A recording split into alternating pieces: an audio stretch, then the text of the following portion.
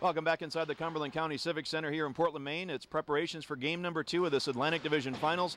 Binghamton coming in with a 1-0 lead, a 3-2 victory last night, playing a role in that. And returning to the ice is Corey Locke. And Corey, great to have you back in the lineup. I guess first talk about the perspective of being on the sidelines for all 7 games in the opening round and seeing your mates have to battle hard, but they prevailed and was able to get you back in the lineup here tonight. It was really extremely hard to watch, but it was great watching the character of the guys and how hard they fought and the way that they won the series. Shows the type of guys that we have on this team, and I'm just fortunate I can be back in the lineup for this series.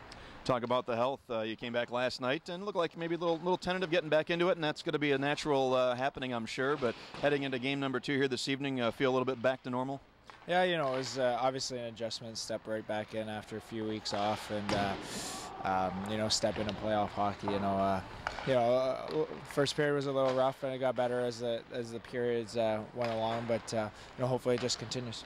Well, certainly. I think the team as a whole probably didn't play a great first period, but was down just 1-0 heading into the second, and an eventual 3-2 win over the Pirates.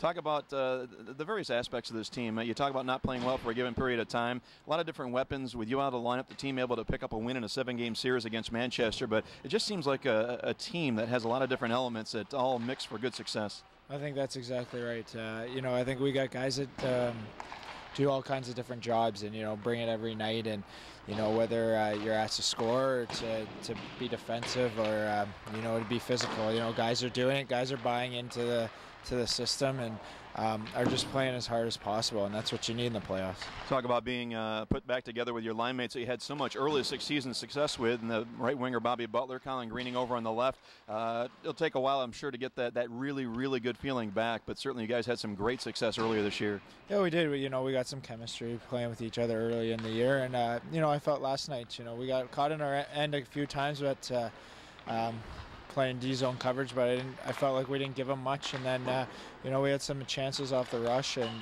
later on we had some good puck possession time in their end, and we could have had a few more goals, and hopefully that happens throughout this series. 86 points offensively, but one of the things that head coach Kirk Kleinendorf always brings up, your commitment to defense, and typically you don't always see that with an offensive player, but talk about how much pride you take in that aspect of your game. Oh, I want to be known as a all-around good player, a two-way player that's responsible away from the puck, and Kurt asked me to do that right off the bat from the season, and I tried to do what he asked, and I thought he's helped me with that and taught me little things, and just the way it played out this year, that I felt like I could really use some of the things he learned, and I think it's important to be just as good away from the puck as when you have the puck.